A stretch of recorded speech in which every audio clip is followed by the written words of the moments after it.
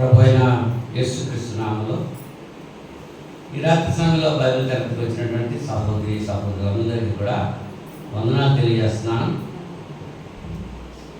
ఆన్లైన్లో దేవునికి వాక్యం ఆసక్తితో వీక్షిస్తున్నటువంటి ప్రతి సహోదరి సహోదరునికి చింతపల్లిలో ఉన్నటువంటి క్రీస్తు తరపుగా హృదయపూర్వకమైన వందనాలు తెలియజేస్తున్నామండి. అంతా బాగున్నారు కదా? ఏదో కొంచెం నిన్న వర్షం పడ్డది, కొంచెం చల్లబడ్డది. దేవుని యొక్క కృప. ఈ సంవత్సరం అంట కరువులు వచ్చేస్తాయంట, శాస్త్రవేత్తలు చెబుతున్నారు. ఎండలు ఎక్కువగా కాస్తాయని చెబుతున్నారు. అయినా ఎక్కడ ఉన్న వాళ్ళు అక్కడే ఉంటున్నారు, ఎలా ఉన్నవాళ్ళు అలాగే ఉంటున్నారు. మార్పు అన్నది కనపడుతుంది. దేవుని కుమారుడు క్రీస్తు రెండో రాకడ సమీపంలో ఉంది. ప్రతి ఒక్కరు కూడా మార్పు చెందాలి. మార్పు చెందిన వాళ్ళు నిరీక్షణ కలిగి ఉండాలి. అది దేవుని యొక్క ఉద్దేశం. గత శుక్రవారం మనం దేవుని గురించి నేర్చుకున్నాము. Very good. గంగమ్మకి తమ్ముడు పట్టుకున్న సారి అది చెప్పిన విషయాల్లో జ్ఞాపకం చేసుకుంటా ఉంటే అది సంతోషం. మీకు మేలు, ఎదుటి వాళ్ళకి కూడా. ఆవగింజ గురించి మనం ఆలోచన చేస్తాం. ఆవగింజ గురించి 7 విషయాలు మీతో పంచుకున్నాను. అలాగే మనం కూడా జీవించాలని చెప్పి పరిశుద్ధాత్ముడు హెచ్చరిక చేసుకుంటున్నాడు. ఈ దినాన్ని కీర్తన గ్రంథం 31వ అధ్యాయం 19వ వచనం చదువుకుందాము. కీర్తన గ్రంథం 31వ అధ్యాయం 19వ వచనం.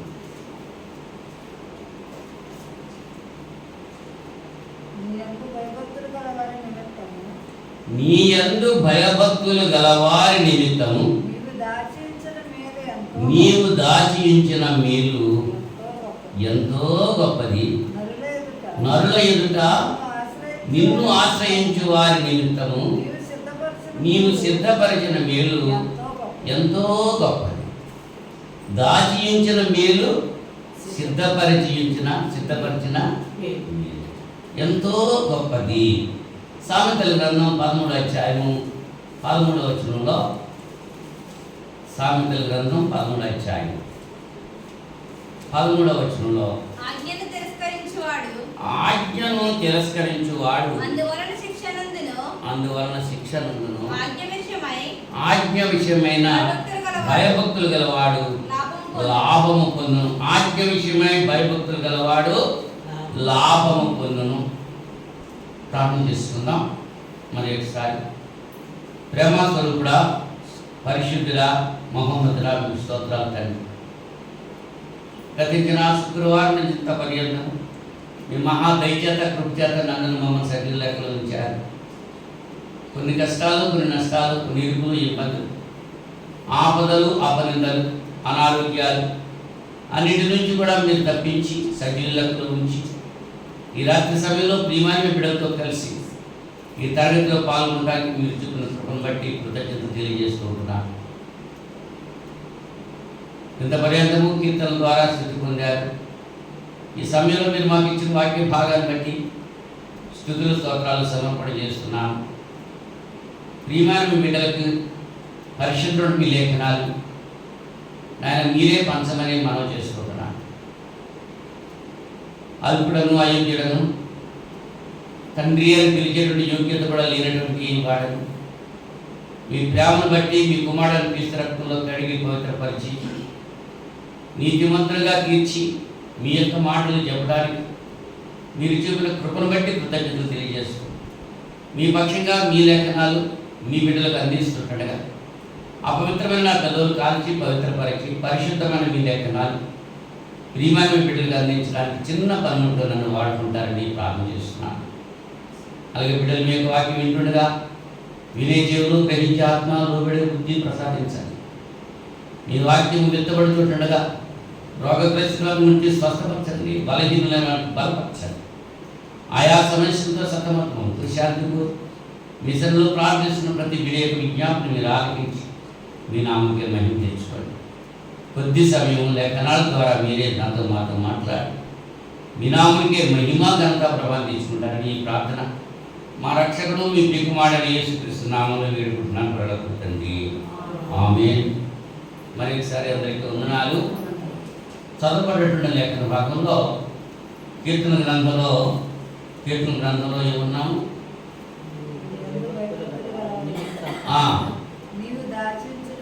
నీవు దాచి ఉంచిన మేలు ఎంతో గొప్పది. నరుల ఎదుట నిన్ను ఆశ్రయించే వారి నిమిత్తము నీవు సిద్ధపరిచిన మేలు ఎంతో గొప్పది. దాచి ఉంచిన మేలు, సిద్ధపరిచిన మేలు. ఇక్కడ సామెతల గ్రంథం 13వ అధ్యాయంలో ఏమంటున్నాడు? ఆజ్ఞ విషయమై భయభక్తులు గలవాడు లాభము పొందును, జ్ఞానుల ఉపదేశము జీవపు ఊట. ఆజ్ఞను తిరస్కరించేవాడు అందువలన శిక్ష పొందును. దేవుని యొక్క ఆజ్ఞ తిరస్కరిస్తే శిక్ష వస్తుంది, అనుసరిస్తే లాభం వస్తుంది. దేవుణ్ణి కలిగి ఉండటం వల్ల, దేవుణ్ణి ఆరాధించడం వల్ల, దేవుని యందు భయభక్తులు కలిగి ఉండటం వల్ల మనకి ఏం జరుగుతుంది, ఏమి మేలులు జరుగుతాయి అనే విషయాన్ని ఈ రాత్రి సమయంలో మీతో పంచుకోవడానికి నేను ఇష్టపడుతున్నాను. ఎందుకంటే దేవుని నామాన్ని బట్టి, దేవుని ఎడల భయభక్తులు కలిగి ఉంటే మనకి మేలేంటి? ఈ దినాల్లో ప్రతి ఒక్కరు కూడా ఏదో ఒక ఉపకారము, ప్రతిఫలము ఉంటేనే తప్ప ఏ పని చేయదు. ప్రతిఫలం ఉండాలి. ఏం చేసినా ప్రతిఫలం ఉంటేనే ఆ పని చేస్తారు. మరి దేవుని భయభక్తులు ఉంటే ఏముంటుంది? వాళ్ళు అనుకున్నారంట, మలకి గ్రంథంలో చాలాసార్లు మీకు జ్ఞాపకం చేస్తున్నాను. మలకి గ్రంథంలో అనుకుంటున్నారంట 3వ అధ్యాయంలో 13వ వచనంలో యెహోవా సెలవిచ్చింది ఏమనగా, నన్ను గూర్చి మీరు బహు గర్వపు మాటలు పలికి నిన్ను గూర్చి ఏమి చెప్పింది అని మీరు అడుగుతురు. దేవుని సేవ చేయుట నిష్ఫలమనియు ఆయన ఆజ్ఞలు గైకొని సైన్యములకు అధిపతి యెహోవా సన్నిధిని మనము దుఃఖాక్రాంతులుగా తిరుగుట వలన ప్రయోజనమేమి? దేవుని ఎడల భయం కలిగితే మనకేం ప్రయోజనం? గర్విష్ఠులే ధన్యులు అవుతున్నారు కదా, యెహోవాను శోధించి దుర్మార్గులే వర్ధిల్లుతున్నారు కదా, వారే సంరక్షణ పొందుతున్నారు కదా అని మీరు చెప్పుకుంటున్నారా లేదా? అప్పుడు యెహోవా యందు భక్తులు గారు ఒకరితో ఒకరు మాట్లాడకుండా యెహోవా సెలవిచ్చి, మరి యెహోవా యందు భక్తులు కలిగి ఆయన నామమును స్మరించుచు ఉండు వారికి జ్ఞాపకార్థంగా ఒక గ్రంథము ఆయన సముఖమందు వ్రాయబడి. ఆయన సముఖంలో ఒక గ్రంథం ఉంది. ఆయన యందు భయభక్తులు కలిగిన వారి పేర్లు అందులో వ్రాయబడుతున్నాయి అని ఇక్కడ లేఖనంలో మనం చూస్తున్నాం. ఇలాంటి సమయంలో దేవుని యందు భయభక్తులు కలిగి ఉంటే మనం పొందేటువంటి మేలు ఏమిటి అనేటువంటివి మీతో ముచ్చటించాలని ఆశపడుతున్నాను. శ్రద్ధగా మెండుగా ఉండి వింటే మేలు పొందుతారు. ఒకటి, ఆయన ఆహారం ఇస్తున్నాడు. మనకి కోటి విద్యలు కుట్టి కొరకే కదా, ఏం చేసినా ఈ జ్ఞానం పట్ట కోసమే కదా అని చెప్తారు. ఈ జ్ఞానం పట్ట కోసమేనా ఇన్ని మోసాలు, ఇన్ని అబద్ధాలు, ఇన్ని అక్రమాలు చేయాలి? ఈ జ్ఞానం పట్ట కోసమేనా? బ్రతకడానికి ఎంత కావాలి, తినడానికి ఎంత కావాలి అనుకుంటారు పైకి మాటలు అంతే. కానీ అంతకంటే నా ప్రాణమా తిను త్రాగులు చూపించు అనేటువంటి స్థితిలోనే ఉంటున్నాడు మానవుడు. కానీ ఈ జ్ఞానం పట్టు కోసం ఎందుకు ఇవన్నీ కూడా అనుకుంటలేదు. కానీ ఆహారం ఇచ్చేది ఎవరట? కీర్తన గ్రంథం 111వ అధ్యాయము, కీర్తనలో 111వ అధ్యాయం 5వ వచనంలో, తన యందు భయభక్తులు గల వారికి ఆయన ఆహారం ఇచ్చి ఉన్నాడు. ఆయన ఏమిస్తున్నాడండి? దేవుని యందు భయభక్తులు గల వారికి ఏమొస్తుంది? మీరు అనొచ్చుగా, బైబిల్ లేని వాళ్ళే ఎక్కువ తింటున్నారు, దమ్ బిర్యానీలు ఎక్కువ అలాగే తినేస్తున్నారు. దేవుని యందు బైబిల్ లేని వాళ్ళకి ఆహారం ఫుల్గా తినేస్తారు, మనకేం ఉండాలి అనొచ్చు. మనం భుజించేటువంటి ఆహారం లేదు. యశుప్రభు అన్నారు, సమరయ స్త్రీ ఆ సుగాల బావి దగ్గర కూర్చున్నప్పుడు శిష్యులు అడిగారు, అయ్యా మేము పట్టణంలోకి వెళ్తున్నాం, గ్రామంలోకి వెళ్తున్నాము ఆహారం కొరకు, నీకేమైనా కావాలా అని అడిగితే ఆయన అన్నాడు, నాకు వద్దులే, నా ఆహారం వేరే ఉంది అని. ఎవరైనా పట్టుకొచ్చేస్తారేమో అని అనుకున్నారు, భౌతికంగా ఆలోచించేశారు. నా ఆహారం వేరే ఉందన్నాడు. ఏంటైనా ఆహారం? నశించిన దాన్ని రక్షించడం అయిన ఆహారం. శిలువ మీద కూడా దాహము దాహము దాహం అన్నాడు. ఏమిటా దాహం? ఆత్మల కొరకు దాహం కలిగి ఉన్నాడు, ఆకలి తప్పులు కలిగి ఉన్నాడు. అవునా? మరి ఆహారము ఆయన భయభక్తులు గల వారికి దేవుడు ఆహారం ఇస్తున్నాడు. మత్తయి సువార్త 6వ అధ్యాయంలో మానవుడు అనుకుంటున్నాడు, ఏవో కావాలి అని అనుకుంటున్నాడు. వాటి గురించి యేసుప్రభు వారు ఏం చెప్తున్నారంటే, మత్తయి సువార్త 6వ అధ్యాయము 31వ వచనం నుంచి మనం చూస్తే,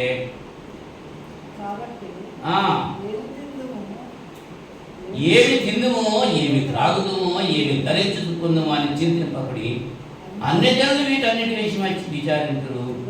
ఇవన్నీ మీకు కావాలని మీ పరలోక తండ్రికి తెలియదు. కాబట్టి మీరు ఆయన రాజ్యము నీతిని మొదట వెతుకుడి, అప్పుడు అవన్నీ మీకు అనుగ్రహింపబడను. ఎప్పుడు అనుగ్రహిస్తాడు ఆయన? ఆయన రాజ్యాన్ని, ఆయన నీతిని మొదట వెతికితే అవన్నీ మనకే అనుగ్రహిస్తాడు. దేవుని యందు భయభక్తులు కలిగి ఉండటం వల్ల మొట్టమొదటిగా మీరేంటి? ఆహారం ఇస్తున్నాడు ఆయన. మనిషి భూమి మీద రావడంతో దేని కొరకు ప్రాకులాడతాడు? ఆహారం కొరకే ప్రాకులాడతాడు. కేరమంటా ఉంటాడు, మంత్రసాన్ని నీళ్ళెట్టేస్తాడు, నోట్లో ఊరుకుంటాడు. అంటే పాలు వచ్చేస్తున్నాయి అనుకుంటాడు అన్నమాట. ఎందుకు వాడు ఏడుపు? ఆహారం కోసం ఏడుపు. చనిపోయేటప్పుడు కూడా ఏడుపుతాడు, ఏమైనా తింటామని చెప్పరాబా. అలాగే కదా మరి ఇస్సాకు ఏమంటున్నాడు? నాయనా నేను చనిపోతాను కదా, నిన్ను ఆశ్రదిస్తాను, నువ్వు వేటాడి నాకు మాంసం పెట్టరాని పెద్ద కొడుకు నుండి ఏ సేవతో చెప్తున్నాడు కదా, చెప్పాడా లేదా? అంటే చనిపోయేటప్పుడు కూడా ఆహారమే. మానవునికి కావాల్సింది ఆహారం. కానీ ప్రభువారు ఏం మాట ఇస్తున్నారంటే, మనుష్యుడు రొట్టె వలన మాత్రము కాదు, దేవుని నోట నుండి వచ్చి ప్రతి మాట వలన జీవించును. ఈ జీవము వేరైంది, లోక సంబంధమైనది కాదు. ఆయన ఆహారం ఇస్తూ ఉంటున్నాడు. ఆహారం పుట్టించేదెవరు? మనం అనుకుంటున్నాం, పండిస్తున్నాం కదా, దాన్ని పండించేస్తున్నాము, రైతన్న పండిస్తున్నాడు, అంచేత రైతన్నకి జై అంటున్నారు కదా. 104వ కీర్తన 14వ వచనంలో, 104వ కీర్తన 14వ వచనంలో, పశువులకు గడ్డిని, నరుల ఉపయోగమునకు కూరి మొక్కలను ఆయన మొలిపించుతున్నాడు. అందుమూలమున భూమిలో నుండి ఆహారమును, నరుల హృదయం సంతోషపెట్టు ద్రాక్షారసమును, వారి మొగములకు మెరుగునిచ్చు తైలమును, నరుల హృదయమును బలపరచు ఆహారమును ఆయన గుర్తించుతున్నాడు. ఎవరిస్తున్నారు? ఆయన ఆహారం ఇచ్చేది ఎవరు? మొఖానికి రాసుకునే తైలం కూడా ఎక్కడి నుంచి వస్తుంది? భూమిలో నుంచి వస్తుంది. భూమి మొలిపించుగాక అంటే దేవుడు మొలిపించేస్తాడు. విత్తనము కలిగిన చెట్లను భూమి మొలిపించుగాక అంటే మొలిపించేసి. కనుక ఆహారం ఇచ్చేది ఎవరు? దేవుడు. మనం ఏమనుకుంటున్నాం? దేవతలు ఇచ్చేస్తున్నాయి అనుకుంటున్నాం. అని పులి అర్పించేస్తున్నారు, బలి ఇచ్చేస్తున్నారు. అవునా? దాన్ని పోయడానికి పులికాయలు వేసేసుకుంటే పులి ఇచ్చేస్తూ ఉంటారు. ఇచ్చింది దేవుడు అయితే ఎవరు అనుకుంటున్నారో ఆలోచించండి. కీర్తన 136వ అధ్యాయంలో 136వ కీర్తన 25వ వచనంలో 136 ఏంటమ్మా? సమస్త జీవులకునంట ఆయన ఆహారం ఇచ్చుచున్నాడు. సమస్త జీవులకు అంటే ఏంటి? నోవాహు తయారు చేసిన వాడలో ఏ జీవులు ఎన్నియో అన్నీ ఉన్నాయి. ఇప్పుడు ఆ వాడలో ఉన్నాయే, సురక్షితంగా ఉన్నాయే, ఇప్పుడున్నాయి. ఆ వాడలోకి వెళ్ళని ఏమీ ఇప్పుడు లేవు. ఆ వాడలోకి వెళ్ళని ఏమైపోయినాయి? జలప్రళయంలో కొట్టుకుపోయింది. వాడలో ఉన్నాయే ఇప్పుడు ఉన్నాయన్నమాట.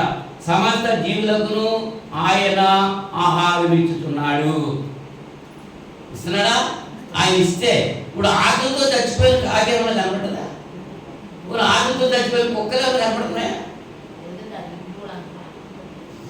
సమస్త జీవులకు ఆయనే ఆయనే ఆయనే ఆహారం ఇస్తున్నాడు. 147 కీర్తన 9వ వచనంలో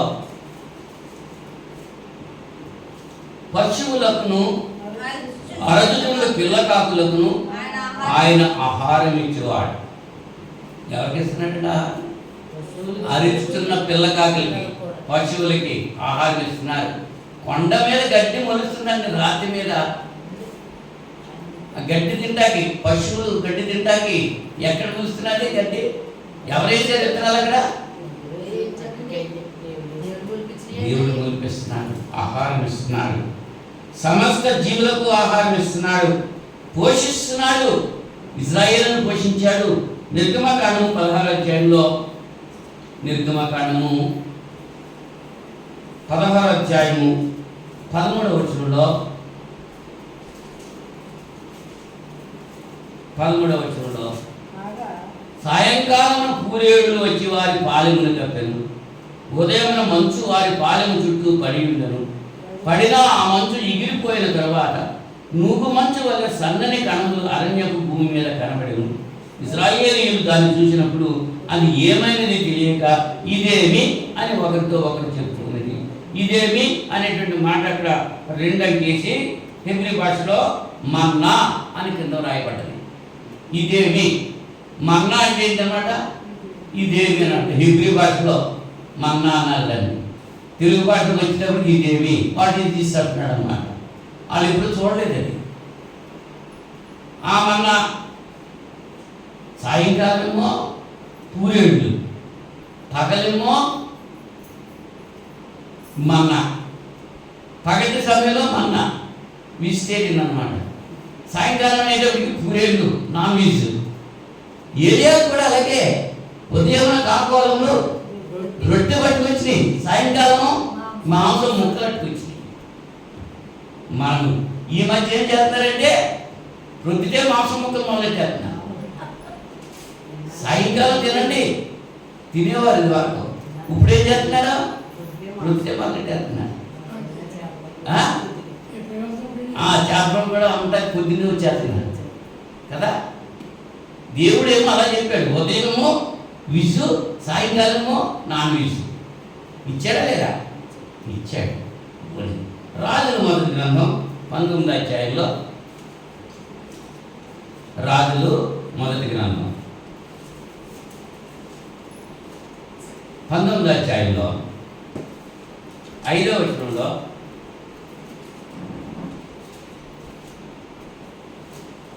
అతడు బదరీ వృక్షము క్రింద పౌరుని నిద్రించుతుండగా ఒక దేవదూత వచ్చి అతను ముట్టి, నీవు లేచి భోజనం చేయమని చెప్పాను.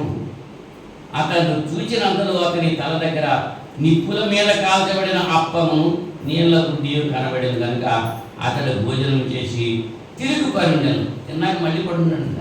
ఎవరైనా తెలియగారు చనిపోవటానికి సిద్ధమవుతున్నాడు. నేను ఆ బయలు ప్రవక్తలు అంతమందిని చంపేసినటువంటి వ్యక్తి యెజెబెల్ రాని ఆ మాటకి భయపడిపోయి పారిపోతుంది. దేవా, ఇది ఇంతవరకు చేసేది సరిపోతాయి, నా బ్రతికి సరిపోతలే, ఇక నా ప్రాణం తీసేసుకో అని ఆ బదరీ వృక్షం దగ్గర ఉన్నాడు. దేవుడు దేవదూతను పంపించి ఆహారం ఇచ్చాడు. ఆహారం లేచి తిను, ఆహారం తినేసాడంటే తినేసి మళ్ళీ పడుకున్నాడు. తిన్నాయంటే పడుకుంటున్నాడు కదా. మనం కూడా అది చేస్తాం.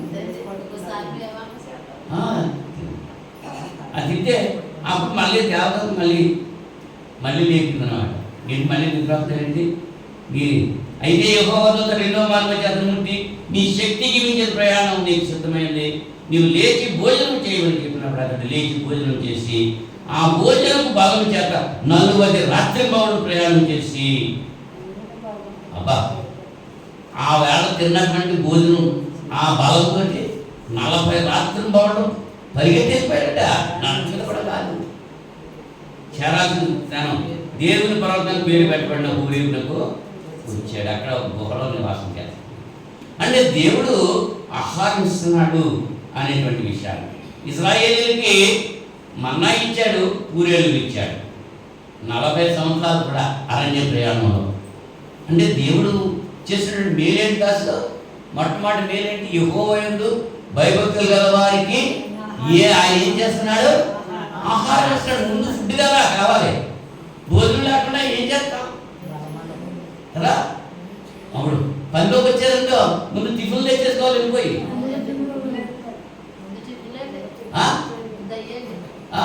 పనిలో ముందు టిఫిన్లే, పనిగా మొదలట్లేదు అక్కడ టిఫిన్ కదా.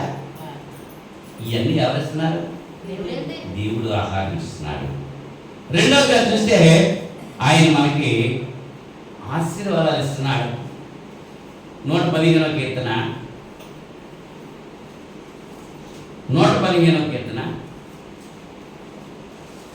13వ వచనంలో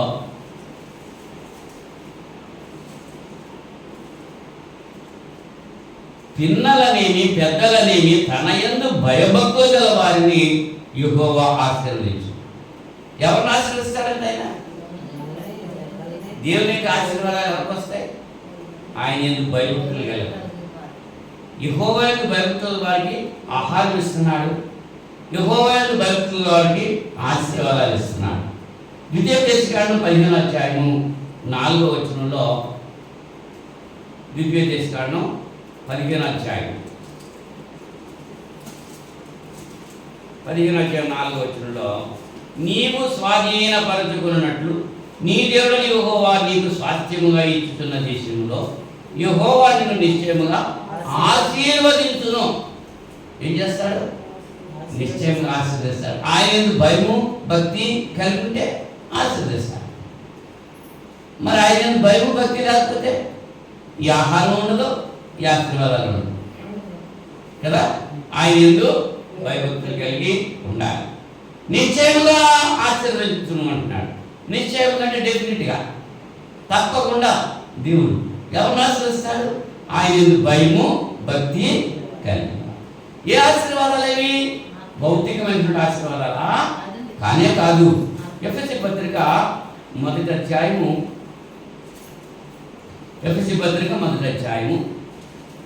3వ వచనంలో, మన ప్రభు అయిన యేసుక్రీస్తు యొక్క తండ్రి యొక్క దేవుడు స్తుతింపబడును గాక.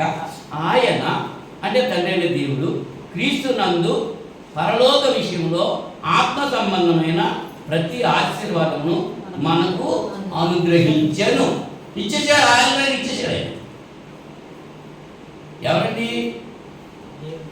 మన ప్రభు అయిన యేసుక్రీస్తు యొక్క తండ్రి అయిన దేవుడు స్తుతింప. ఇంత క్లియర్గా పౌలు గారు చెబుతూ ఉంటే ఇంకా ఈ దినాల్లో తండ్రికి కుమారుడికి తేడా తెలియకుండా, తండ్రే కుమారుడిని కుమారుడే తండ్రి అని బోధించేటువంటి బోధలు కూడా వెలువడుతున్నాయి. తెలియట్లేదు చాలా మందికి. నువ్వే దిగొచ్చేసావు బాబు అని ప్రార్థన చేస్తున్నాను. అవునా? ఆయన ఊహించాలి, ఊహల కన్నని లోకంలో ఆయన ఒక్కడే మాత్రం నివాసం చేసుకుంటే ఆయన దగ్గరికి సమీపింపరాని తేజస్సుతో ఆయన మాత్రమే ఉంటే ఆయన దగ్గరికి వెళ్ళేందుకు ఎవరికి అర్హత లేదు. ఎవరు ఆయన చూసి బ్రతకరు అని చెప్పి లేఖనాలు చెబుతుంటే ఆయనే దిగొచ్చేసాడు అని చెప్పి పడుతున్నారు. క్లియర్గా మన ప్రభు అయిన యేసుక్రీస్తు యొక్క తండ్రి యొక్క దేవుడు స్తుతింపబడును గాక. ఆయన అంటే దేవుడు క్రీస్తు నందు పరలోక విషయంలో ఆత్మ సంబంధమైన ప్రతి ఆశీర్వాదం. క్రీస్తు నందు అంటే సంఘములో. క్రీస్తు నందు అంటే అర్థం ఏంటి? సంఘములో. సంఘం యొక్క ప్రాధాన్యత మీలో చాలా మందికి తెలియట్లేదు. సంఘం అంటే ఏంటో, క్రీస్తు యొక్క శరీరం ఇది అనేటువంటి దీన్ని శుభ్రం చేయడానికి కూడా ముందుకు రాలేకపోతున్నారు. ఇది క్రీస్తు యొక్క శరీరము, దీన్ని శుభ్రపరచాలి అనేటువంటి ఆలోచన చాలా మందికి లేదు. ఉందా? లేదు. అవునా? ఆయన క్రీస్తు నందు అంటే సంఘంలో పరలోక విషయంలో ఆత్మ సంబంధం ప్రతి ఆశీర్వాదము మనకు అనుగ్రహించేసాడు ఆశీర్వాదాలు. ఆత్మ సంబంధ ఆశీర్వాదాలు, భౌతికమైన ఆశీర్వాదాలు కాదు. యొబ్బేతు రేవులో రాత్రంతా పెరుగులాడాడు యాకోబు. ఏటి వరకు నీవు నన్ను దీవిస్తే తప్ప నిన్ను విడిచిపెట్టను అన్నాడు. ఏ దీవెనలు కావాలని కోరుకున్నాడు యాకోబు.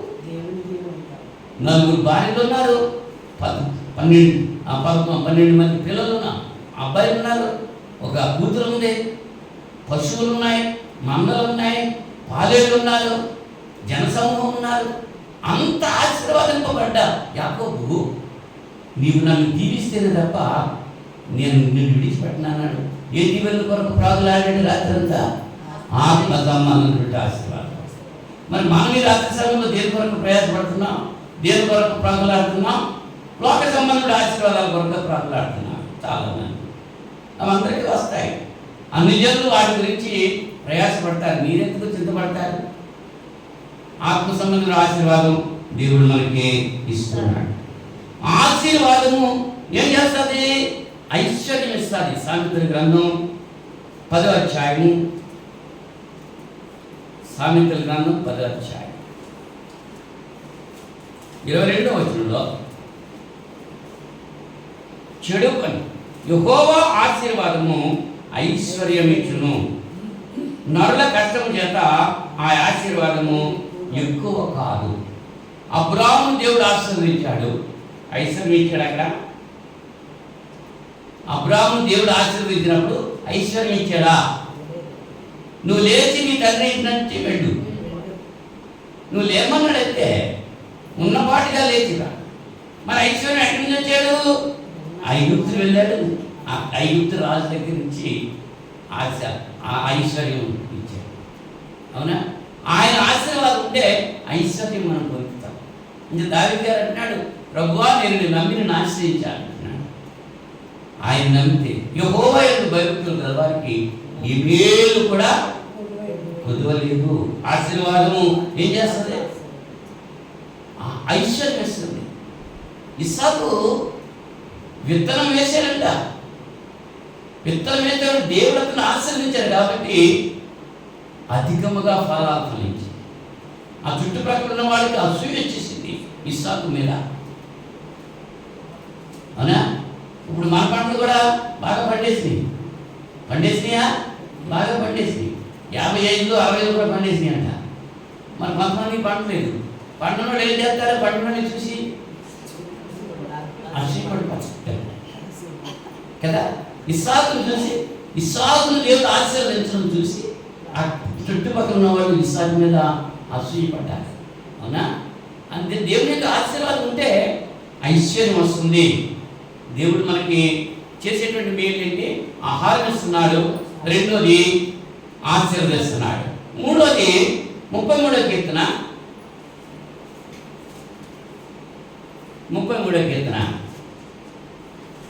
19వ వచనం. యెహోవా దృష్టి ఆయన యందు భయభక్తుల వారి మీదను ఆయన కృప కొరకు కనిపెట్టు వారి మీదను నిలుచుచున్నది. ఏం ఆయన కను దృష్టి. దేవుడు మనం చూస్తూ ఉంటే మనకి ఆశీర్వాదమా కాదా? మీలా కాదా? మీరేనా? ధైర్యమా కాదా? ఆయన మనం చూస్తూ ఉంటాడు. చిన్నపిల్లలు ఇంట్లోకి వెళ్ళడానికి భయపడుతూ ఉంటారు. ఒకరికి నేను చూస్తున్నాను వెళ్ళు అంటే మనం చూస్తుంటే వాడు వెళ్తూ ఉంటారు. ధైర్యం అవుతుంది, చూస్తున్నాను కదా అని. ఎవరు లేకపోతే ఇప్పుడు దేవుడి యొక్క కనుదృష్టి మన మీద ఉంటుంది. ఎవరి మీద ఉంటుంది? ఆయన యందు భయభక్తులు కలిగిన వారి మీద. ఆయన యందు యెహోవా దృష్టి ఆయన యందు భయభక్తుల వారి మీద, ఆయన కృప కొరకు కనిపెట్టుకునే వారి మీద నిలుస్తుంది. అంటే ఆయన భయభక్తులు కలిగి ఉంటే ఆయన దృష్టి మన మీద ఉంటుందన్నమాట. యోబు గ్రంథం 34వ అధ్యాయం. యోబు గ్రంథం 34వ అధ్యాయం 21వ వచనంలో ఆయన దృష్టి నరుల మార్గముల మీద ఉంచబడి ఉన్నది, ఆయన వారి నడకలన్నీ కనిపెట్టి చూస్తున్నాడు. మన నడక, మన పడక మనం అనుకుంటూ ఉంటాం దేవుడు చూస్తాలేదే, నేను నిద్ర అవుతున్నా చూస్తాలేదులే దేవుడు అనుకుంటాను. నేను ఏం చేసినా దేవుడు చూస్తాలేదులే. మనం ఏం చేసినా చూస్తాడండి ఆయన కళ్ళు తీసి లోకమంతటి మీద ఉంది, అందరినీ చూస్తున్నాడు. ఆయన చూస్తున్నాడా? యెహోవా యందు భయభక్తులు కలిగి ఉన్నవారు ఎవరో అని యెహోవా కన్నంట లోకమంతా చూస్తున్నాడు. ఎవడో కనపడలేదంట ఆయన తన దృష్టి. ఆయన యందు భయభక్తులు కానీ ఎవడో కనపడలేదంట ఆయన దృష్టి. ప్రభు కనులు ఎవరి మీద ఉంటాయంటే నీతిమంతుల మీద ఉంటాయి. పేతురు మొదటి పత్రిక 3వ అధ్యాయం 12వ వచనంలో, పేతురు మొదటి పత్రిక 3వ అధ్యాయం 12వ వచనంలో, ప్రభువు కన్నులు నీతిమంతుల మీదను ఆయన చెవులు వారి ప్రార్థనల వైపును ఉన్నవి, కానీ ప్రభు ముఖము కీడు చేయి వారికి విరోధముగా ఉన్నది. ఆయన ముఖం విరోధంగా ఉందండి ఎవరికి? కీడు చేయవారి. ఆయన కన్నులు ఎవరి మీద ఉంటాయి? నీతిమంతుల మీద ఉంటాయి. ఆయన చెవులు ఎవరి వైపు ఉంటాయి? నీతిమంతులు చేసేటువంటి ప్రార్థనల వైపు ఉంటుంది. నీతిమంతుని ప్రార్థన బలము గలదై అన్నాడు. ఏమంటుంది? నీతిమంతుని యొక్క ప్రార్థన యాకోబు గారు చెప్తా ఉంటాడు, బలము గలదై. అది పనిచేస్తా, దేవుని దగ్గరికి వెళ్ళి పని చేసుకుని వస్తాం. కనుక ఆ దేవుని యొక్క కను దృష్టి యెహోవా యందు భయభక్తులు గలవారి మీద ఉంటుంది. 13వ కీర్తన 3వ వచనంలో, 13వ కీర్తన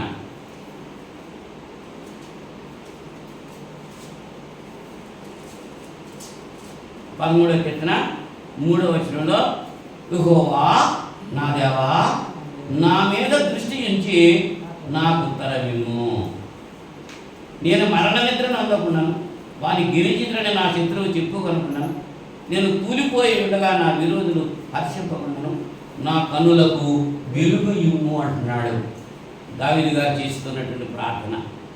నా మీద దృష్టి ఉంచి నాకు ఉత్తరమిమ్ము, నన్ను చూడు. ఆయన మనం చూడాలి. మనం ఇతరులతో మాట్లాడేటప్పుడు మన వైపు చూడలేదు అనుకో. ఇప్పుడు నేను మీతో మాట్లాడుతున్నాను, మీరు నా వైపు చూడకపోతే నేనేమంటున్నాను? నా వైపు చూడండి అంటున్నాను. చూడాలి, ఐ కాంటాక్ట్ ఉండాలి. మీరు నన్ను చూడాలి, మీరు మిమ్మల్ని చూడాలి. చూస్తూ ఉంటే ఆ మాటలు చెవుల్లో జరుగుతాయి కదా. మరి దేవుడు చూస్తే, నేను చూస్తేనే ఇది, మీరు చూస్తేనే అంత మేలైతే మరి దేవుడు చూస్తే ఇంకా ఎంత మేలు. యెహోవా యందు భయభక్తులు గల వారి మీద ఆయన దృష్టి ఉంచుతాడు. నన్ను ఒకసారి చూడండి బాబు అంటూ ఉంటాడు. అంతేరా? మరి దావీదు గారు నాబాల్ దగ్గరికి మనుషులు పంపాడు. మరొకడు నాబాల్ దగ్గరికి. ఈ నాబాల్ యొక్క పశువులన్నీ అరణ్యంలో వేస్తూ ఉంటే తోడేళ్ళు బారి పడకుండా, సింహాల బారి పడకుండా దావీదుతో ఉన్నటువంటి అనుచరులు కాపలా కాశారు. వాళ్ళ వల్ల ఆ పశువులు ఏమాత్రం కూడా హాని కలగలేదు. ఆ గొర్రె కొంచెం కత్తిరించేటువంటి సమయంలో, సంతోషకరమైన సమయంలో దావీదు నాబాలు దగ్గరికి మనుషులు పంపించి, నాయనా నీ గొర్రెలను మేము కాశాము, ఏ ఆపద రాకుండా మేము కాశాము, నువ్వు ఇప్పుడు సంతోషంగా ఉన్నావు కదా, నీ సంతోషంగా ఉన్నప్పుడు ఒక్క చూపు మా వైపు చూడు, కొంత ఆహారం మాకు ఇయ్యి అని ప్రాధేయపడి అడగడానికి మనుషులు పంపించారు. ఏమన్నాడు నాబాలు? దావీదెవరో ఎదిరించాడు. యజమాని దగ్గర నుంచి పారిపోయిన వాళ్ళు చాలామంది ఉన్నారు అని తిరస్కరించాడు. మేలు చేసినప్పుడు మేలు చేయడం మానేసి ఏం చేశాడు? తిరస్కరించాడు. ఈవేళ ఆవేళ మేలు చేయకపోతే ఆ పశువులన్నీ అక్కడ ఉంటాయా? ఆ గొర్రెల మందలన్నీ ఉంటాయా? లేవు. మేలు చేశారు కాబట్టే ఉన్నాయి. మరి ఇప్పుడు మీరు సంతోషిస్తున్నారు. అటువంటి సమయంలో మనుషులు పంపి నీ సంతోషంలో కొంచెం మాకు ఆహారం అని ప్రాధాన్యపడితే ఏం చేశాడు? ఇచ్చారా? ఇవ్వలేదు. గుండాకి చచ్చిపోయాడు. ఏం చేస్తున్నాడు కనుక ఇలా సమాజంలో కూడా ఇదే, మేలు పొందుతున్నారు, తిరిగి మేలు చేయట్లేదు, అపకారం చేస్తున్నారు. మేలు చేసిన వాడికి మేలు చేద్దామనేటువంటి ఆలోచన లోపించింది. అది సాతాను యొక్క లక్షణం. ఉపకారికి ఉపకారం చేయటం అది మామూలుగా అయిపోయింది. అది కూడా లేదు ఇప్పుడు. ఉపకారికి అపకారికి ఉపకారం చేయమని దేవుడు చెబుతుంటే ఉపకారం చేసిన వాడికి అపకారం చేస్తున్నారు ఈ దినాల్లో. అవునా కదా? సమాజంలో జరుగుతుంది. చేసిన మేలు మర్చిపోతున్నా. అందుకనే అన్నాడు 10 మంది కుష్ఠరోగులు బాగుపడ్డప్పుడు అక్కడ మాత్రం తిరిగి వచ్చిన సందర్భంలో యేసు ప్రభు ఏమన్నాడు? 10 మంది శుద్ధులేదు కదా, ఆ బ్రాహ్మణుడు ఎక్కడ, ఈ అన్యుడు అక్కడ ఎలా వచ్చాడు అని అడిగాడు.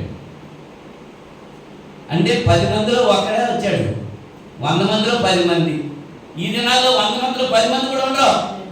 ఎన్ని మేలు అనుభవించినా, 10 సార్లు మేలు అనుభవించినా 11సారి చేయకపోతే ఈ 10 ఏళ్ళ కూడా శూన్యమైపోతుంది. సమాజం, నీతి సమాజం అలా తయారైంది. అవునా? కానీ దేవుడు ఏం చేస్తున్నాడు? దేవుని మీద దృష్టి ఉంచుతున్నాడు. ఆయన మన వైపు దృష్టి ఉంచుతున్నాడు అనేటువంటి విషయాన్ని మనం గుర్తించాలి. 13వ అధ్యాయంలో 3వ వచనంలో మనం చూసాము. నా మీద దృష్టి ఉంచి నాకు ఉత్తరం ఇవ్వు అంటున్నాడు. కానీ ఏ విషయంలో ఇంకా దేవుని దృష్టి ఎదగాలి.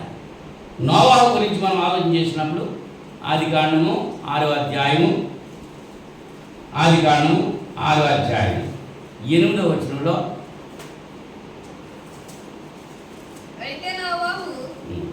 అయితే నోవాహు యెహోవా దృష్టి యందు కృప పొందినవాడాయి. యెహోవా దృష్టి యందు, మనుషుల దృష్టిలో కాదు, యెహోవా దృష్టి యందు కృప పొందినవాడిగా ఉన్నాడు నోవాహు.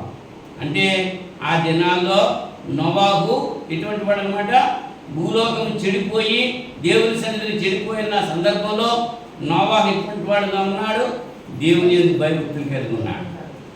నరుల చెడుతనము భూమి మీద గొప్పది, వారి హృదయం యొక్క తలంపులు ఊహాంత ఎల్లప్పుడూ చెడ్డది. అయితే నోవాహు ఎటువంటి వాడు? యెహోవా యందు తన ఇంటి వారందరితో కలిసి ఆయన ఈ తరం వారిలో నీవే నా ఎదుట నీతిమంతుడమై ఉండుట చూసి తిని అంటున్నాడు. 7వ అధ్యాయం మొదటి వచనం. ఈ తరమంతట్లో కూడా నీవొక్కడవే నీతిమంతుడిగా ఉన్నావు నా దృష్టిలో అని దేవుడు చెప్తున్నాడు. అంటే దేవుని యొక్క కను దృష్టి యెహోవా యందు భయభక్తులు గల వారి మీద ఉంటుంది అనేటువంటి విషయాన్ని ఇక్కడ మనం తెలుసుకుంటున్నాం. 4వగా చూస్తే 34వ కీర్తన 9వ వచనంలో, 34వ కీర్తన 9వ వచనం.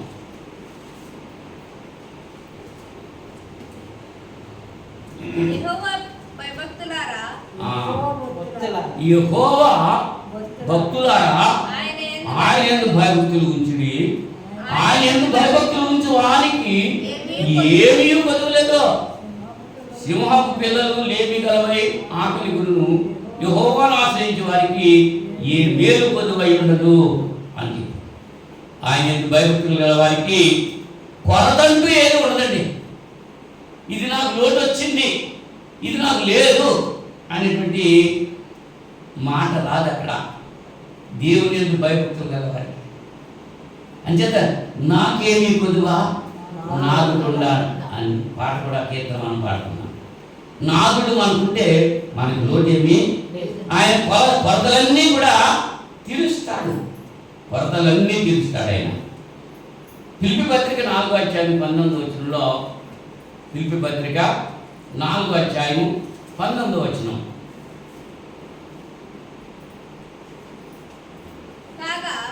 దేవుడు తన ఐశ్వర్యం చొప్పున క్రీస్తు యేసునందు, అంటే క్రీస్తు యేసునందు అంటే క్రీస్తు యేసునందు అంటే సంఘములో అని అర్థం.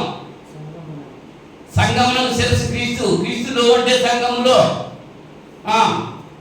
తర్వాత ప్రతి అవసరమును తీర్చును. ఎవరు తీరుతారండి? ఎవరు తీరుతారు? దేవుడు తీరుస్తున్నాడు.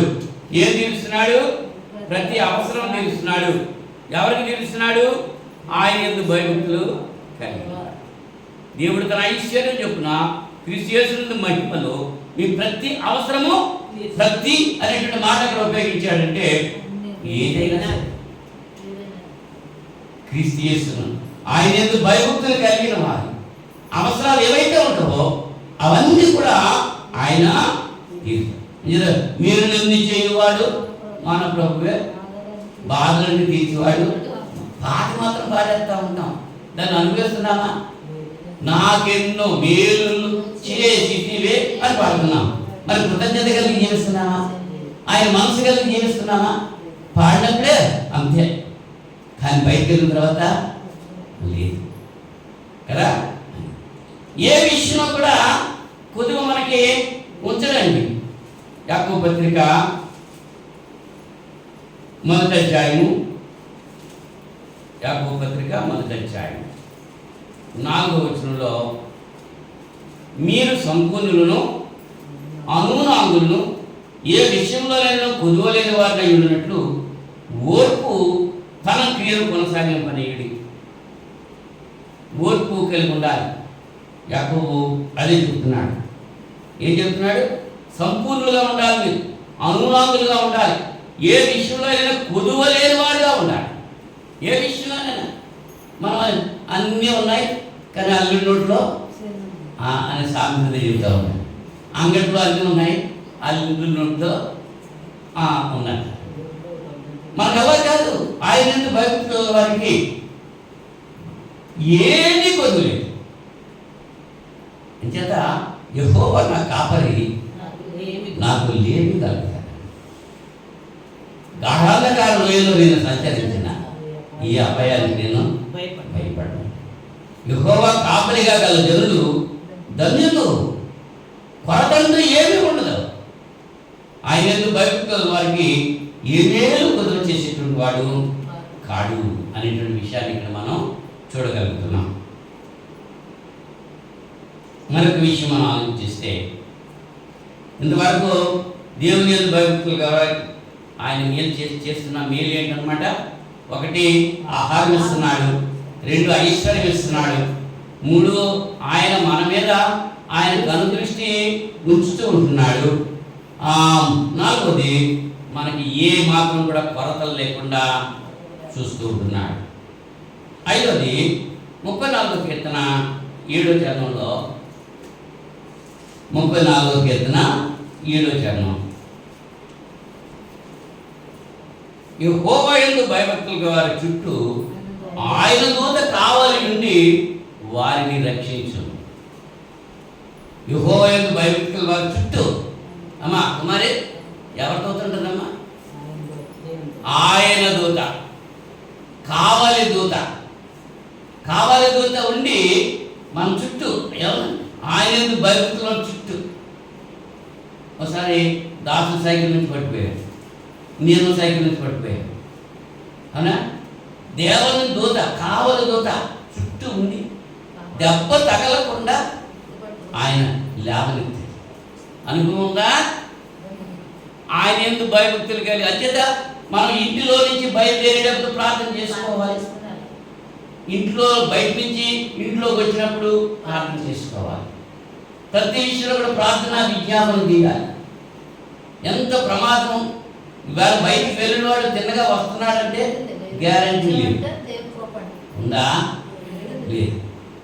నిన్న రామారావు వెళ్ళిపోవటం, మరి ఎక్కడికి వెళ్ళాడు, వస్తాడు అనుకున్నారు, వచ్చాడా? రాలేదు, వెళ్ళిపోయాడు. దేవుని యందు భయము భక్తి కలిగిన వారి చుట్టూ ఆయన దూత, కావలి దూత ఏం చేస్తారు? దూతలు కావాలిస్తారండి. ఆయన దూతలు ఎక్కడున్నారు చూద్దాం. ఆదికాండం 32వ అధ్యాయం 1వ వచనంలో, ఆదికాండం 32వ అధ్యాయం 1వ వచనంలో, యాకోబు తన త్రోవను వెళుతుండగా దేవదూతలు అతని ఎదుర్కొని. యాకోబు ఎక్కడికి వెళ్ళిపోతున్నాడు? లాభాలు నేర్చుకున్నాడు, బయలుదేరుతున్నాడు అన్నమాట. త్రోవను వెళ్ళిపోతున్నాడు, లాభాన్ని విడిచిపెట్టాడు, భార్య బిడ్డలు తీసుకెళ్తున్నాడు.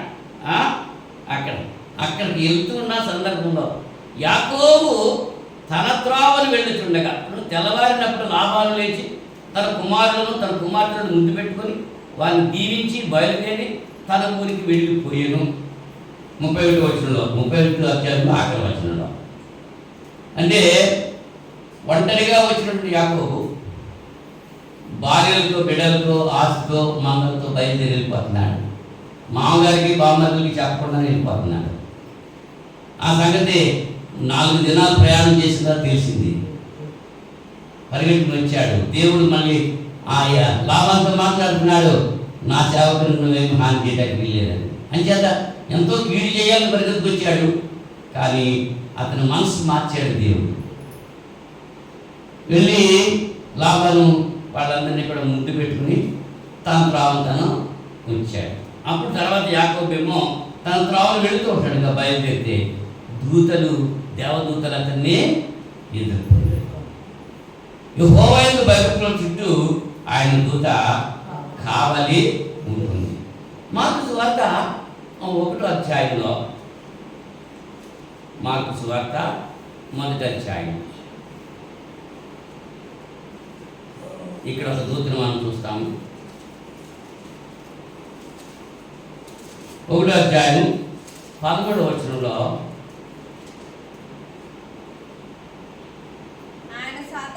ఆయన సాతాను చేత శోధింపబడుచు అరణ్యంలో 40 దినములు అడవి మృగములతో కూడా ఉండెను. మరియు దేవదూతలు ఆయనకు పరిచయం చేయుచుండ్రి. ఎవరికే? యేసు ప్రభు. ఆయన బాప్తిసం పొందిన తర్వాత పరిశుద్ధాత్మ ఆయన అరణ్యంలోకి తోలుకుపోయింది. బాప్తిసం పొందిన తర్వాత శ్రమ పడ్డాడా? బాప్తిసం పొందకముందు శ్రమ పడ్డాడా? మనకు కూడా కష్టాలు బాప్తిసం పొందేగా వస్తాయి. నేను అంచేత బాప్తిసం ఇచ్చినప్పుడు చెప్తా ఉంటాను, బాప్తిసం పొందిన తర్వాత శ్రమలు వస్తాయి. సాతాను శోధిస్తాడు, త్రివిధమైనటువంటి శోధనలు కల్పిస్తాడు. వాడు శరీరాశ, నేత్రాశ, జీవపండం దమ్ముల ద్వారా శోధన కల్పిస్తాడు. ఆ శోధనలో నిలిచి ఉండడానికి నువ్వు దేవుని సన్నిధిలో ప్రార్థన చేయాలి. ఇవాళ ఎంతమంది తిరిగి వెళ్ళిపోతున్నారు? ఎందుకోసం వెళ్ళిపోయారు? ఆలోచన చేయండి. భౌతికమైన అవసరాల కోసం వెళ్ళిపోతున్నారండి. వచ్చేవాళ్ళు కూడా ఎందుకు వస్తున్నారు? భౌతికమైన అవసరాల కోసమే. నాకు ఉంటే బాగోలేదండి, నా పిల్లోడికి బాగోలేదు, మా ఆయనకి బాగోలేదు, మా పనులకు బాగోలేదు, లేకపోతే వీటి కోసమే కదా. ఏం తినాలి, ఏం త్రాగాలి, ఏం ధరించాలి అని ఆలోచించేది అన్యులు ఆలోచిస్తారు. మీరెందుకు ఆలోచిస్తారు? ఒకడు చింతించిన వల్ల అతను ఎత్తును 3 చేసుకోగలరా? చేసుకోలేడు. మన చింత యావత్ ఆయనయ్యా. దేని విషయంలో చింతపడగలడు. కానీ ప్రతి విషయంలో కృతజ్ఞతాపూర్వకంగా మీ యొక్క విన్నపాలు దేవునికి తెలియజేయండి అని చెప్పి ఎఫెసీ పత్రికలో తెలియజేస్తున్నాడు. దేవదూతలు యేసు ప్రభుకి పరిచయం చేయడం ప్రారంభించారు. అంత మాత్రమే కాదు, ఆ సిలోయము అనేటువంటి కోనేటిలో ఆయా సమయాల్లో దేవదూత వచ్చి ఆ కోనేటి నీటిని కలుపుతుంది. యోహాను సువార్త 5వ అధ్యాయం, యోహాను సువార్త 5వ అధ్యాయంలో 13వ వచనం, ఆయన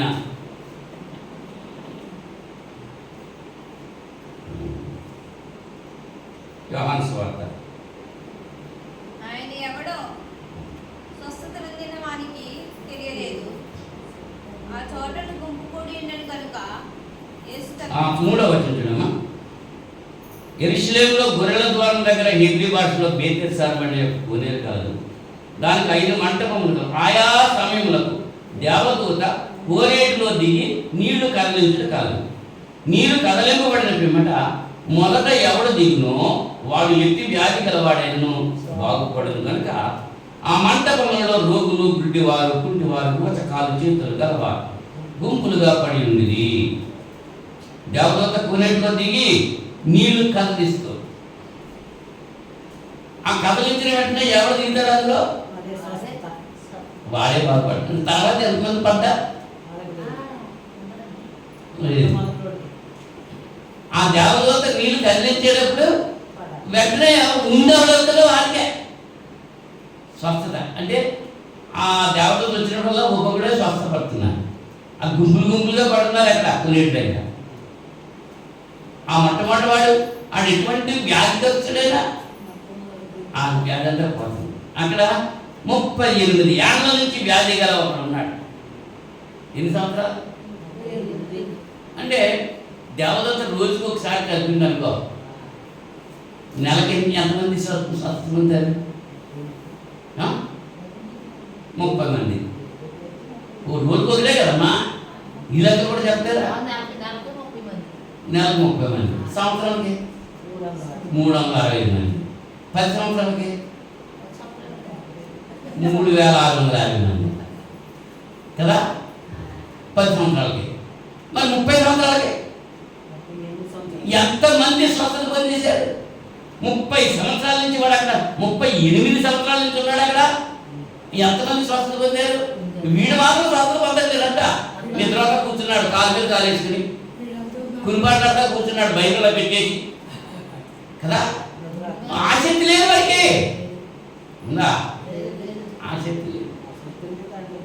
ఎంతమంది 38 సంవత్సరాల నుంచి ఉన్నాడంటే వాడికి ఏముంది? అసలు స్వస్థపడాలని కోరుకుంది వాడికి. అందుకనే యేసు అడుగుతున్నాడు. ఏమడుగుతున్నాడు? 6వ వచనంలో చూడండి, స్వస్థపడ కోరుతున్నావా అని వాడిని అడిగాడు. ఏమడిగాడు? ఆయుష్ ఉంటే గాయం అంత సుఖం లేదంట. ఏమ్మా, గాయం కలిగి ఉంటే ఆయుష్ ఉండాలి. కానీ ఆ మంచంలో లేపండి అన్ని తెచ్చి పెడతా ఉంటారు ఆ టయానికి. మరి మామూలుగా ఉన్నప్పుడు టైర్ రాదు, భోజనం రాదు, ఫుడ్ రాదు, ఏమి రాదు, మామూలుగా ఉంటుంది. కానీ రోగం వచ్చినప్పుడు ఏం చేస్తారు? అన్ని టైం ప్రకారం వచ్చారు. చింతాలనుకుంటున్నాడు, అలాగుంటేనే బాగున్నాము కదా. బాగుపడకూరుతున్నావా అని అడుగుతున్నాడు. ఆ బాగుపడాలని మనసానికి లేదంతా ఉందా? ఉంటే ఇన్ని సంవత్సరాలు ఎందుకుంటాడు అక్కడ? బాగుపడాలని కోరుకుందా? బాగుపడాలంటే ఏం చేయాలి?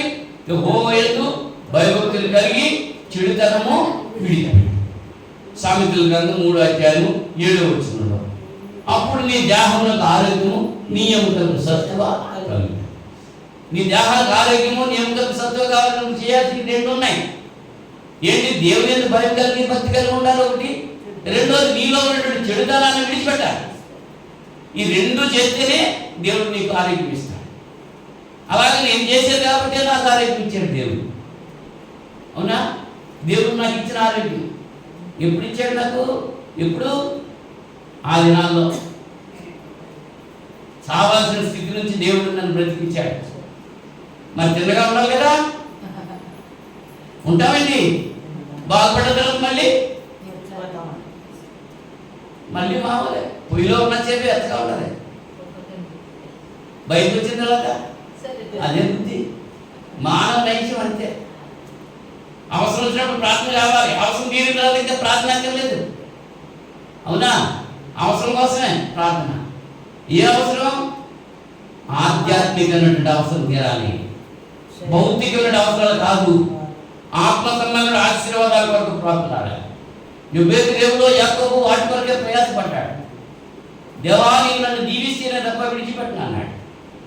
ఇన్ని భౌతికమైన ఆశీర్వాదాలు ఎన్ని ఉన్నాయి యాకోబుకి? 12 మంది మగ పిల్లలు, 1 ఆడపిల్ల, 2 భార్యలు, 2 దాసీలు, ఉపపత్నులు, ఇంతమంది జనాంగం ఉండగా ఇంకా ఏంటి ఆశీర్వాదం కావాలన్నాడు కదా.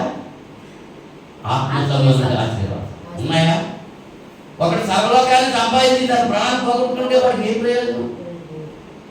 దేవుని భయం కలిగి భక్తి కలిగి ఉంటే దేవుడు దీవిస్తాడు. కలిగి ఉన్నది కొంచెమైనా సరే సంతృప్తికరంగా ఉంటాడు. దేవుని భయము భక్తి కలిగి ఉన్నాడు. మనకున్న దాంతో సంతృప్తి పడి ఉండాలి. లేని దాని వరకు ప్రయాసపడకూడదు. అదే చేస్తుందంట. దురాశ దుఃఖమునకు చేటు, దురాశ గర్భం ధరించి పాపము కనుక పాపం పరిపక్వమే మరణం కాదు. ఉన్నదాంతో సంతృప్తి లేక ఇంకా కావాలి ఇంకా కావాలి ఇంకా కావాలనుకుంటే ఏమవుతుందన్నమాట? ఆదాము అవ్వలు దేవునితో ఉండటం విడిచిపెట్టకూడని భాగ్యమైన ఎంచుకున్నారా? వాళ్ళు విడిచిపెట్టేయాలనుకున్నారు. సంతృప్తి కలుగున్నారా? సంతృప్తి ఏమాత్రం లేదు. దేవునితో ఉండడం ఉంటే అంతకంటే ఆనందమే ఉంది. ఏం అక్కర్లేదు. ఇక్కడ పేతురు అడుగుతున్నాడు, అయ్యా నీ కొరకు మేము అన్నీ విడిచిపెట్టేశాం, చేపలు విడిచిపెట్టేశాం, పడ విడిచిపెట్టాం, వాళ్ళు విడిచిపెట్టాం, ఆ తల్లిదండ్రులు విడిచిపెట్టాం, భార్య బిడ్డలు విడిచిపెట్టాం, అందరినీ విడిచిపెట్టేసి నీ ఎంబడి వచ్చాను కదా, మాకేంటి అని అడుగుతున్నాడు పేతురు. ప్రభువారు ఏం చెప్పారు తెలుసా?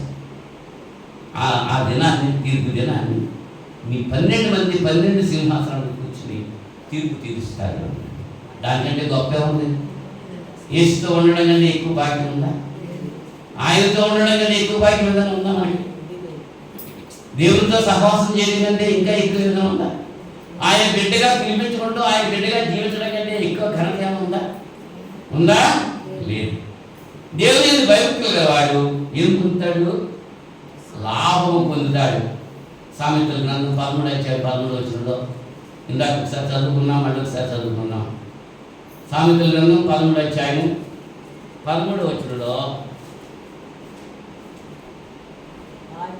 ఆజ్ఞను తిరస్కరించేవాడు అందువల్ల శిక్ష పొందును, ఆజ్ఞ విషయమై భయభక్తులు గలవాడు లాభము పొందును. లాభం పొందుతాడు ఎవరో?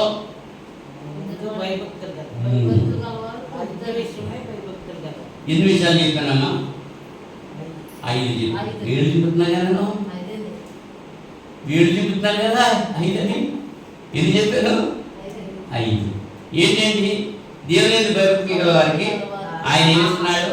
ఆహారం ఇస్తున్నాడు, ఆయన ఆశీర్వదిస్తున్నాడు, ఆయన కనుదృష్టి మన మీద ఉంచుతున్నాడు, మనకు కొరతంతో ఏది లేకుండా చేస్తున్నాడు, ఆయన దూత మన చుట్టూ కావాలి.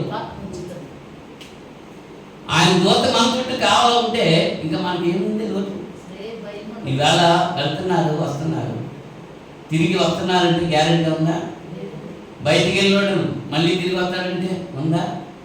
లేదు. మనం ఈవేళ ఈ సమయంలో ఈ క్షణంలో ఇలా ఉన్నామంటే దేవునితో కాపుదా కాక మరేమిటి? ఈ దినాన్ని ఎవరైతే చూడలేకపోయారు వాళ్ళు ఉన్నారా? వెళ్ళిపోయారు. వెళ్ళాలని ప్రయత్నం చేసినా మనం వెళ్ళలేము. ఆయన సెలవు అది చిన్న మనకుంటుంది, నాకు ఎప్పుడు వస్తుంది ఒక సెలవు, నేను ఎప్పుడు వెళ్ళిపోవాలి, నా ఇష్టం కాదు నీ ఇష్టం కాదమ్మా, నలులారా తిరిగి రండి అని ఆయన పిలిస్తేనే మనం వెళ్ళాలి. ఆయన పిలుపుకు లోబడి మనం ఉండాలి. ఆయన భయభక్తులు కలిగి ఉంటే ఆయన మనకి ఇచ్చేటువంటి చోటు ఎటువంటిదట? వేదనకరమైందా? సంతోషకరమైందా? భయభక్తులు లేని వాళ్ళకి ఏముంటుంది? అదే మనకు అయ్యా ఇది లాజరు గురించి, ధనవంతుడి గురించి మనం ఆలోచన చేసినప్పుడు లాజరు దేవుని భయభక్తులు కలిగి ఉన్నాడు కాబట్టి సంతోషకరమైన ప్రదేశంలో ఉన్నాడు. ధనవంతుడు దేవుని భయభక్తులు లేదు కాబట్టి నరకంలో అగ్ని చేత కాకపడుతున్నాడు. ఆ రెండు కనబడుతున్నాయి ఒక్కొక్కరు. మరి మనం ఎక్కడికి వెళ్తాం? మన ఆత్మ ఎక్కడికి వెళ్తుంది? మన ఆత్మ వెళ్ళేటువంటి విధానం ఎక్కడికి వెళ్తుంది అన్నది ఈ లోకంలో మనం ప్రాణం ఉండగానే మనం చేసేటువంటి క్రియలు బట్టి ప్రతి మాట ప్రతి పని తీర్పులోకి వస్తుంది. ప్రతిదానికి జీతం పట్టుకుని వస్తున్నాడు ఆయన. ఎవరి క్రియలు చెప్పిన వారికి ప్రతిఫలం ఆయన ఇస్తాడు. ఎవరు మాట్లాడిన మాటను బట్టి ప్రతిఫలం ఆయన ఇస్తాడు. ధనవంతులాగా అగ్నిలోనికి వెళ్ళే పరిస్థితిలో ఉన్నావా? లాజరు వలె సంతోషకరమైన పరిస్థితికి వెళ్ళేటువంటి స్థితిలో ఉన్నావా? ఎవరి మట్టుకు వాళ్ళే ఆలోచన చేయాలి. ఆయన భయభక్తులు గల వారికి ఏ మేలు పొందు చేసేవాడు. 5 విషయాలు మాత్రమే మీకు చెప్పాను. ఈ రాత్రి సమయంలో ఈ 5 విషయాలు మనం మనసులో ఉంచుకొని, ఆహారం ఇచ్చేది ఆయన, ఆశీర్వదించేది ఆయన, మనల్ని చూస్తున్నది ఆయన, మనకు కొరత లేకుండా చేసేది ఆయన, మన చుట్టూ ఆయన దూతల్ని కావలిస్తున్నాడు. అంచేత రాత్రి సమయంలో నిద్రకి వెళ్ళేటప్పుడు ఏమంటున్నాం? మా పడకల చుట్టూ మీ దేవతలు ఖచ్చితంగా ఉంటుంది అంటమా? మనం అనకపోయినా ఆయన ఉంచుతాడు. యెహోవా భయభక్తుల చుట్టూ ఆయన దూత. అది ఆయన భయభక్తులు కలిగి ఉంటే ఆయన దూతలు పంపి మన చుట్టూ కాపలా కాయిస్తాడు. అలాగే మనం ఉండగలిగినట్లుగా దేవుని యొక్క మేలు మనం పొంది ఆశీర్వదించబడాలని ప్రేమతో మీకు తెలియజేస్తూ ముగిస్తున్నాను. ప్రార్థన చేసుకుందాం. దైవమేడ పరిశుద్ధుడా మహోన్నతుడా మీకు స్తోత్రాలు తండ్రి. ఈ రక్త సమయంలో వ్యక్తమైన వాక్యం మీ యందు భయభక్తులు గల వారికి పొందేటువంటి మేలు ఏమిటో 5 విషయాలు బిడ్డలతో ముచ్చటించడానికి మీరు చూపిన కృపను బట్టి కృతజ్ఞతలు తెలియజేస్తున్నాను. ఆహారం ఇస్తున్నారు, ఆశీర్వదిస్తున్నారు, మీరు మమ్మల్ని నిత్యము చూసుకుంటున్నారు, మాకేమీ కొరత లేకుండా చేసుకుంటున్నారు, మా చుట్టూ మీ దేవతతో సమూహం పెంచుగా వచ్చి కాపాడుతున్నారు.